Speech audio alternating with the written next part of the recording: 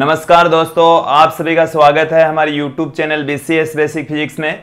आज के इस वीडियो में हम कक्षा 12 का टॉपिक लेकर चल रहे हैं।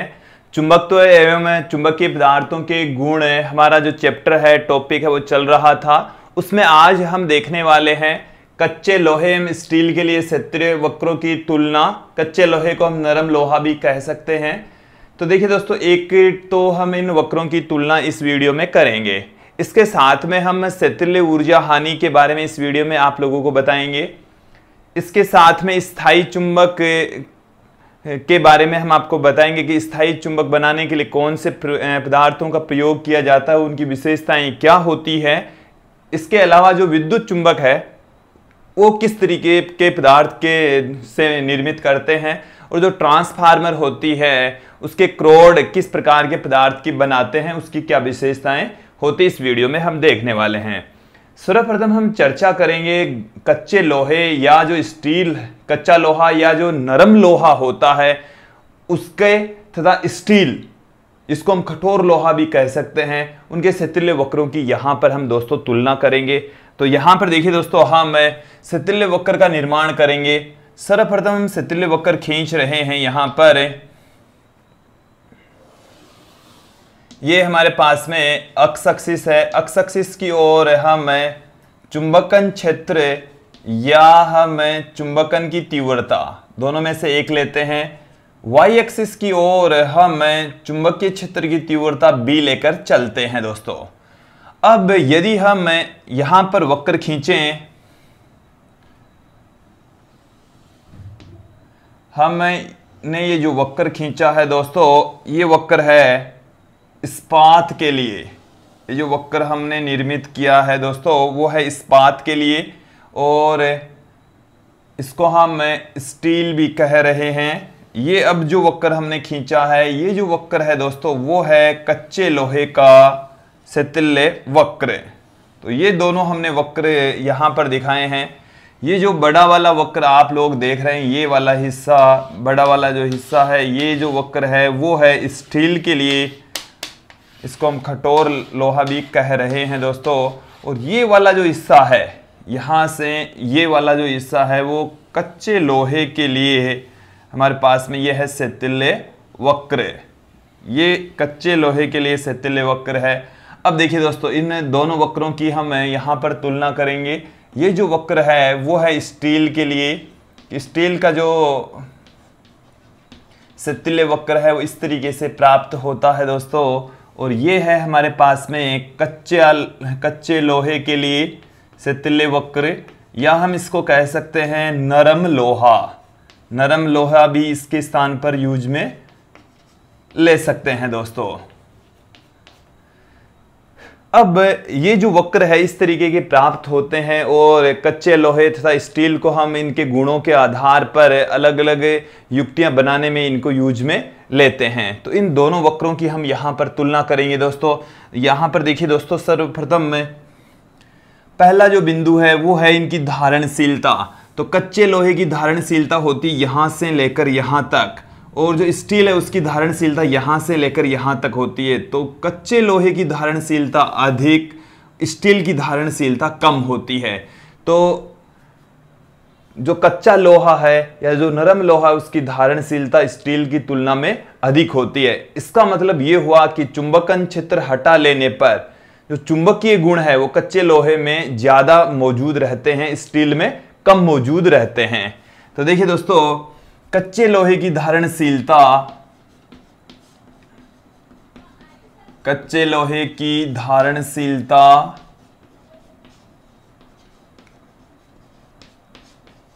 स्टील की तुलना में अधिक होती है। स्टील की तुलना में अधिक होती है। इसका मतलब समझना दोस्तों, धारणशीलता का मतलब है चुंबकन क्षेत्र हटा लेने के पश्चात जो चुंबकत्व शेष रह जाता है, चुंबकीय क्षेत्र का मान जो बच जाता है उसको हम धारणशीलता कह रहे हैं। तो यहाँ पर H का मान 0 हो जाएगा। फिर स्टील में तो इतना चुंबकत्व बचेगा और कच्चे लोहे में थोड़ा सा ज़्यादा बच रहा है। तो हम ये कह सकते हैं कि कच्चे लोहे की जो धारणशीलता होती है वो स्टील की तुलना में अधिक होती है दोस्तों। फिर हम इसमें दूसरा जो बिंदु है वो है निग्राहिता की बात करते हैं। तो यहाँ पर जो निग्राहिता है वो स्टील की तो अधिक होती है और कच्चे लोहे की कम होती है। यहाँ से यहाँ तक की जो वैल्यू है वो होती है निग्राहिता। तो निग्राहिता स्टील की अधिक और कच्चे लोहे या नरम लोहे की कम होती है।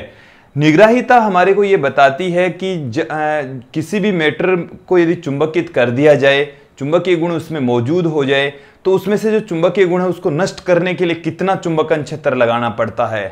तो उस स्थिति को हम उस जो वैल्यू होती है चुंबकन क्षेत्र का मान होता है उसको निग्रह क्षेत्र और पदार्थों के इस गुण को हम निग्राहिता कहते हैं। तो इतना हमारे को चुंबकन क्षेत्र लगाना पड़ता है। स्टील में ज़्यादा लगाना पड़ेगा चुंबकीय गुण नष्ट करने के लिए, और नरम लोहे में या कच्चे लोहे में चुंबकीय गुण आसानी से नष्ट हो जाते हैं क्योंकि इनकी निग्राहिता कम होती है। तो अब दूसरा जो बिंदु है वो हम बात करेंगे स्टील की निग्राहिता। तो स्टील की निग्राहिता है वो कच्चे लोहे की तुलना में अधिक होती है। स्टील की निग्राहिता कच्चे लोहे या हम कह सकते हैं नरम लोहे की तुलना में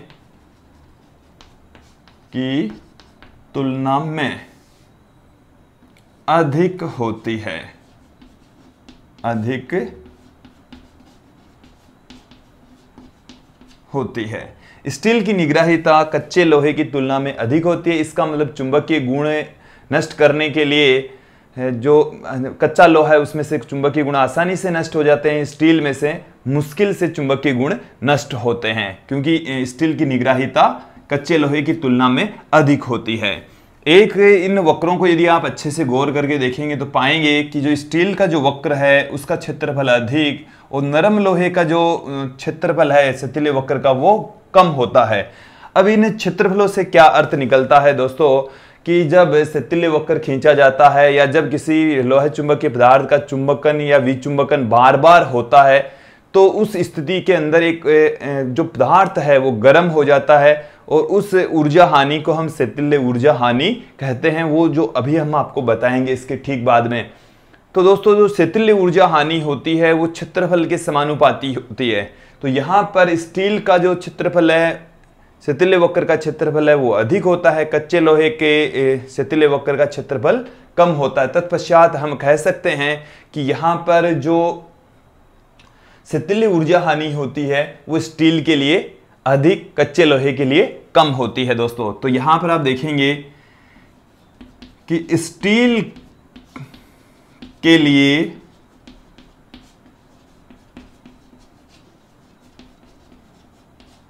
सतीले वक्र का क्षेत्रफल, सतीले वक्र का क्षेत्रफल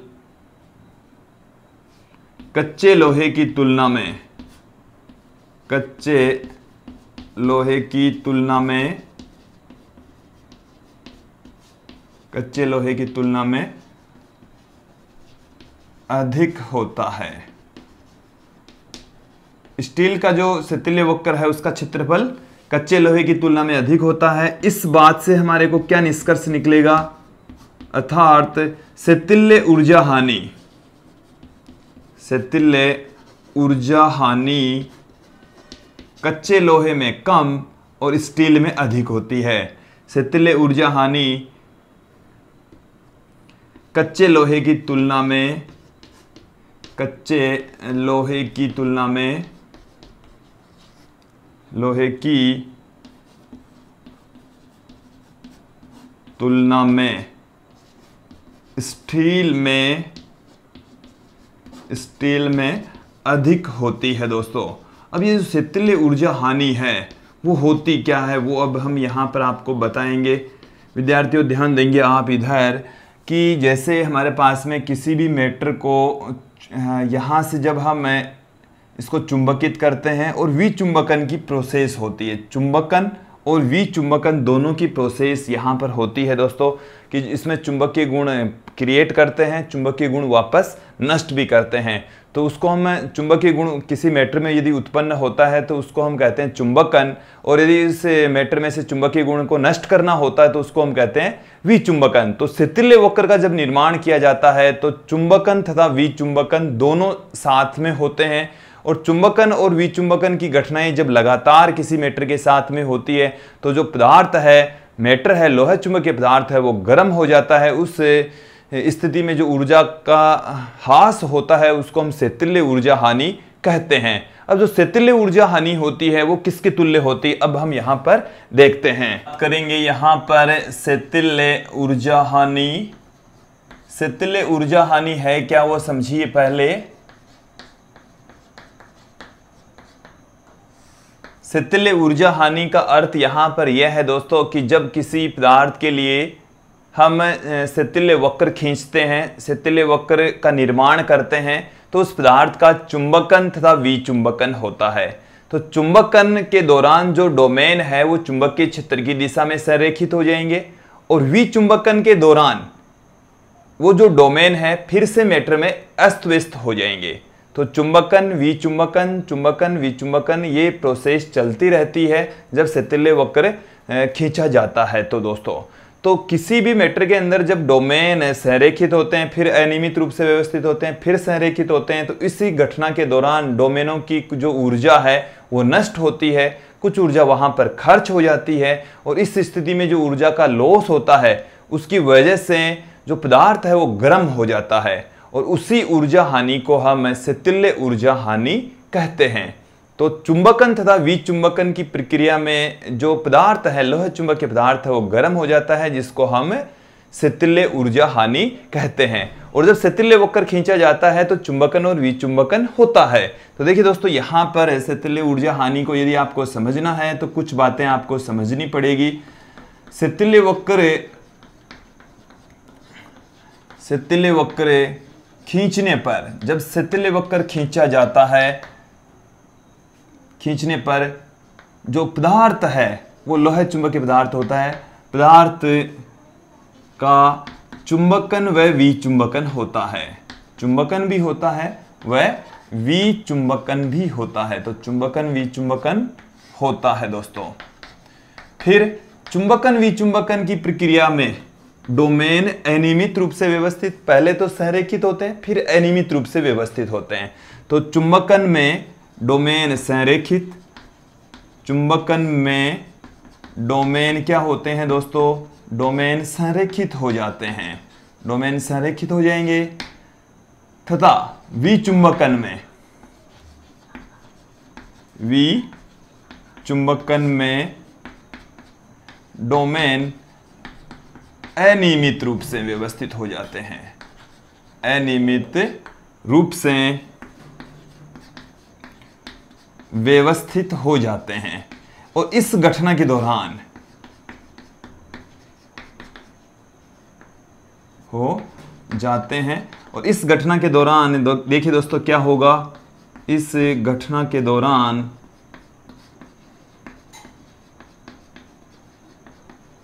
पदार्थ गर्म हो जाता है, पदार्थ गर्म हो जाता है, पदार्थ गर्म हो जाता है, अर्थात ऊर्जा हानि होती है, ऊर्जा हानि होती है। और इसी ऊर्जा हानि को हम क्या कहते हैं, ऊर्जा हानि होती है, जिसे शिथिल्य ऊर्जा हानि कहा जाता है दोस्तों, शिथिल्य ऊर्जा हानि कहा जाता है, शिथिल्य ऊर्जा हानि कहा जाता है दोस्तों। अब जो शिथिल्य ऊर्जा हानि है उसको मैं यहाँ पर क्यू से पुट कर रहा हूँ। शिथिल्य ऊर्जा हानि का मान जो पदार्थ है, लोह चुंबकीय पदार्थ, उसके आयतन तथा शिथिल्य वक्र के क्षेत्रफल तथा शिथिल्य वक्र मतलब चुंबकन और विचुंबकन की आवर्ती के गुणन के बराबर होती है।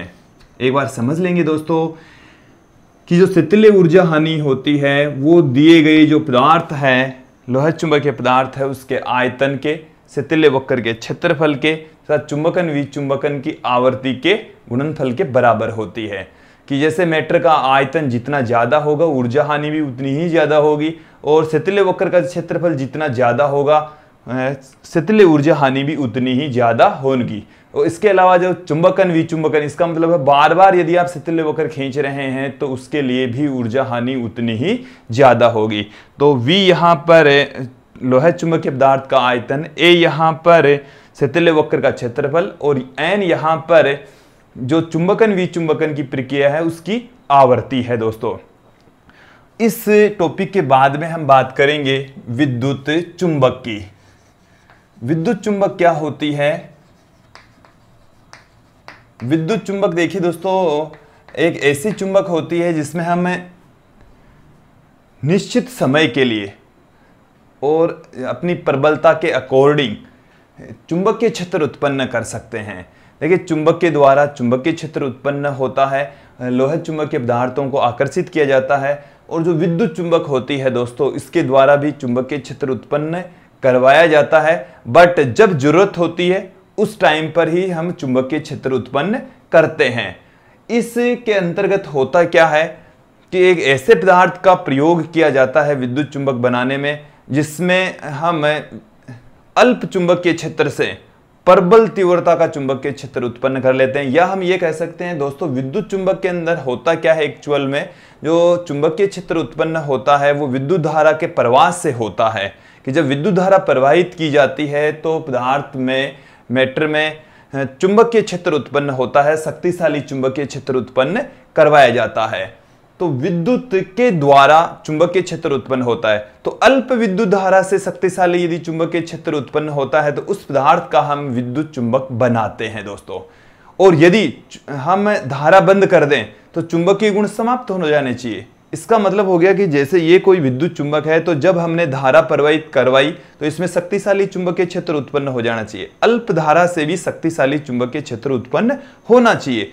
और जब हमने धारा प्रवाह को बंद कर दिया तो इसमें जो भी चुंबकीय गुण उत्पन्न हुए, शक्तिशाली चुंबकीय क्षेत्र उत्पन्न हुआ, वो सारा का सारा नष्ट हो जाना चाहिए, मामूली सा बचना चाहिए या न के बराबर बचना चाहिए। तो उस मैटर को हम विद्युत चुंबक बनाने के लिए यूज में लेते हैं, विद्युत चुंबक बनाने के लिए प्रयुक्त करते हैं। अब देखिए दोस्तों, विद्युत चुंबक कौन से पदार्थ की बनाई जाए, उसकी क्या विशेषताएं होनी चाहिए। तो देखिए दोस्तों, विद्युत चुंबक बनाने के लिए जो पदार्थ हम यूज में लेते हैं उसकी धारणशीलता उच्च होनी चाहिए। इसका मतलब है उसमें चुंबकीय गुण आसानी से आ जाने चाहिए। निग्राहिता कम होनी चाहिए, इसका मतलब चुंबकीय गुण जल्दी से नष्ट हो जाने चाहिए। तो निग्राहिता कम होनी चाहिए जबकि धारणशीलता उच्च होनी चाहिए। इसके साथ में हम ये कहेंगे कि शिथिल्य ऊर्जा हानि कम होनी चाहिए। इसका मतलब शिथिल्य वक्र का क्षेत्रफल कम होना चाहिए, शिथिल्य पास का जो क्षेत्रफल है वो कम होना चाहिए ताकि शिथिल्य ऊर्जा हानि कम हो। और जो पारगम्यता है वो अधिक होनी चाहिए। मैटर भी इस तरीके से होना चाहिए कि जो मैग्नेटिक लाइंस है वो अधिक से अधिक गुजरे। तो देखिए दोस्तों, मैं यहां पर आप लोगों के लिए पुट कर रहा हूं कि विद्युत चुंबक बनाने में प्रयुक्त पदार्थ की विशेषताएं जिससे हम विद्युत चुंबक बनाते हैं। तो उस पदार्थ की क्या क्या विशेषताएं होनी चाहिए। तो पहला बिंदु तो यही है दोस्तों कि उच्च धारणशीलता होनी चाहिए, उच्च धारणशीलता होनी चाहिए। फिर यदि हमें अगले बिंदु की बात करें तो दूसरा बिंदु है निम्न निग्राहिता। निम्न निग्राहिता, निग्राहिता का जो मान है दोस्तों वो कम से कम होना चाहिए। थर्ड वाला पार्ट है शिथिल्य पास का क्षेत्रफल कम होना चाहिए। उस मैटर के लिए शिथिल्य पास, शिथिल्य वक्र पास का क्षेत्रफल न्यूनतम होना चाहिए, क्षेत्रफल कम होना चाहिए। फिर जो चौथा बिंदु है दोस्तों वो है चुंबकीय पारगम्यता, म्यू। जो मैग्नेटिक लाइंस है उनके गुजरने की क्षमता वो अधिक होनी चाहिए, चुंबकीय पारगम्यता अधिक होनी चाहिए दोस्तों। चुंबकीय पारगम्यता अधिक से अधिक होनी चाहिए। तो उस मैटर को हम विद्युत चुंबक बनाने में यूज में लेते हैं दोस्तों। अब इसके बाद में हम बात करेंगे यहाँ पर कि जो विद्युत चुंबक है वो किस काम में यूज में आती है। तो सबसे पहले देखिए दोस्तों, विद्युत चुंबक का उपयोग है टेलीफोन के अंदर विद्युत चुंबक का प्रयोग किया जाता है।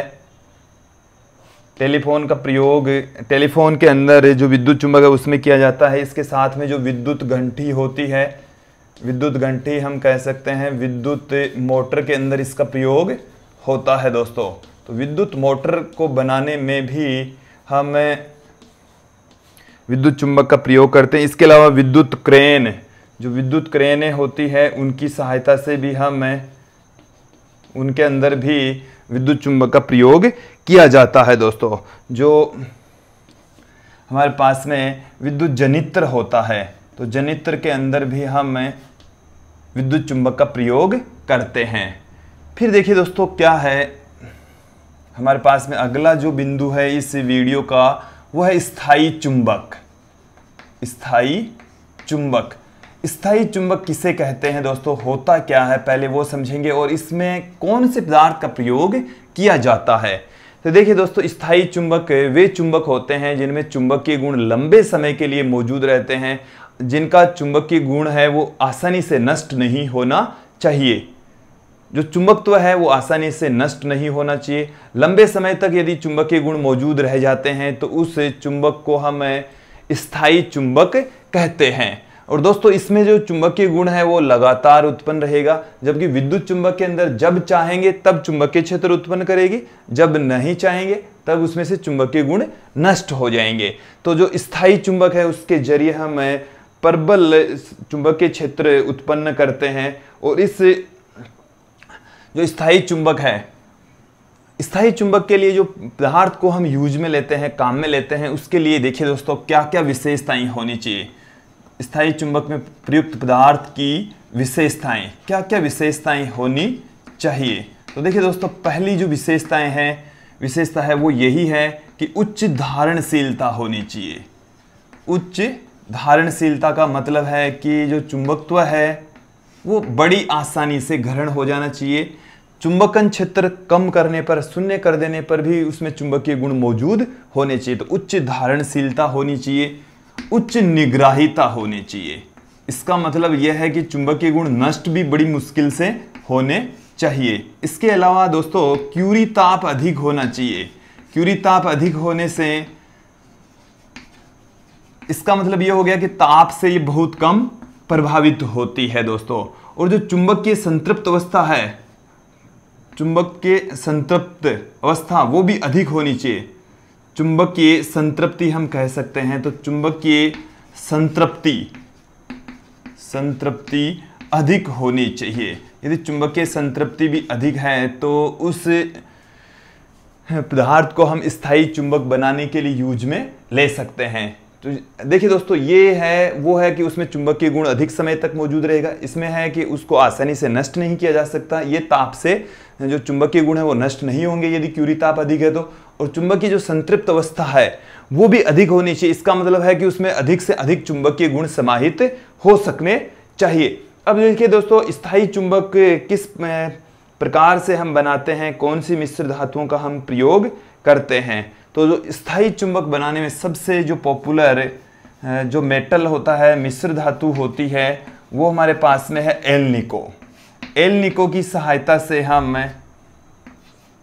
एल्यूमिनियम, निकल, कोबाल्ट, ये हमारे पास में एलनिको एक मिश्र धातु है और इस मिश्र धातु की सहायता से हम स्थायी चुंबक का निर्माण करते हैं। एलनिको के अंदर एल्यूमिनियम, निकल, कोबाल्ट, इसके साथ में इसमें आयरन भी मिला देते हैं जिसके स्थायी चुंबक का निर्माण होता है। अब स्थायी चुंबक कहाँ यूज में आती है, स्थायी चुंबक का उपयोग कहाँ होता है। तो स्थायी चुंबक का उपयोग देखिए दोस्तों, स्थायी चुंबक का उपयोग एमीटर में किया जाता है, वोल्ट मीटर में किया जाता है, एमीटर में कर सकते हैं, वोल्ट मीटर में कर सकते हैं, धारा मापी जिसको हम गैल्वेनोमीटर कहते हैं, गैल्वेनोमीटर में भी इसका उपयोग किया जा सकता है। इनका उपयोग लाउड स्पीकर में भी किया जाता है। इसके अलावा दोस्तों जो इलेक्ट्रिक उपकरण आते हैं उसमें कईयों में स्थायी चुंबक का उपयोग होता है दोस्तों। तो बात करेंगे ट्रांसफार्मर की क्रोड की। जो ट्रांसफार्मर होता है दोस्तों वो अन्योन्य प्रेरण के सिद्धांत पर कार्य करता है।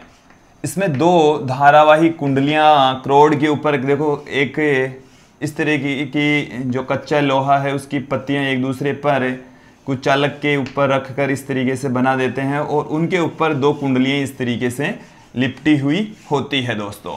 तो ये जो कुंडलियां है, इस धारावाही कुंडलियां होती है और इनसे जब धारा प्रवाहित करते हैं तो एक के अंदर जब चुंबकीय क्षेत्र उत्पन्न होता है तो दूसरे में से भी चुंबकीय क्षेत्र रेखाएं गुजरती है।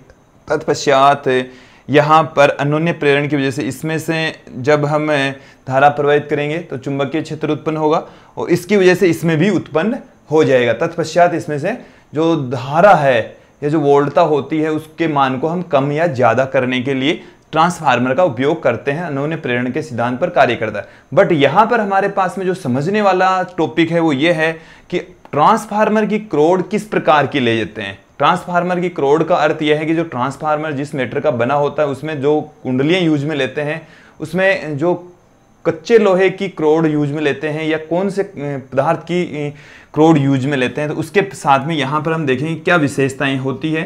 धारणशीलता अधिक होनी चाहिए दोस्तों। धारणशीलता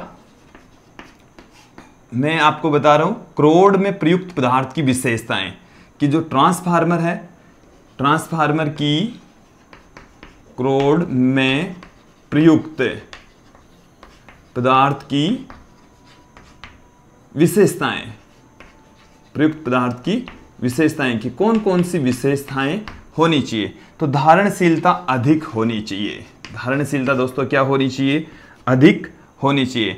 शिथिल्य ऊर्जा हानि निम्न होनी चाहिए। शिथिल्य पास का क्षेत्रफल कम होना चाहिए। शिथिल्य पास का क्षेत्रफल कम होना चाहिए। शिथिल्य ऊर्जा हानि कम होनी चाहिए। इसके अलावा हम ये कह सकते हैं क्यूरी ताप भी कम होना चाहिए।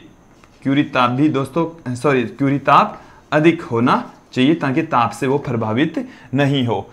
जो ट्रांसफार्मर है उसकी क्रोड के लिए दो मिश्र धातुएं म्यू मेटल का प्रयोग किया जाता है। एक और अन्य मिश्र धातु है जिसका नाम है परमेलोय मिश्र धातुओं का प्रयोग किया जाता है। तो इन मिश्र धातुओं की क्रोड बनाई जाती है। ट्रांसफार्मर की क्रोड बनाने के लिए परमेलोय या म्यू मेटल का प्रयोग किया जाता है। ये मिश्र धातुएं हैं। तो इस वीडियो में आपने देखा दोस्तों कि जो कच्चा लोहा या जो स्टील होती है उनकी शिथिल्य वक्र की तुलना हमने यहाँ पर देखी। विद्युत चुंबक क्या होती है, स्थायी चुंबक के लिए कौन से पदार्थ का प्रयोग किया जाता है, साथ में हमने ट्रांसफार्मर की क्रोड के लिए प्रयुक्त पदार्थ के बारे में चर्चा की। इसके साथ में हमने यहाँ पर देखिए दोस्तों शिथिल्य ऊर्जा हानि के बारे में भी बात की है। मुझे उम्मीद है आप लोगों को ये वीडियो अच्छे से समझ में आया होगा। धन्यवाद दोस्तों।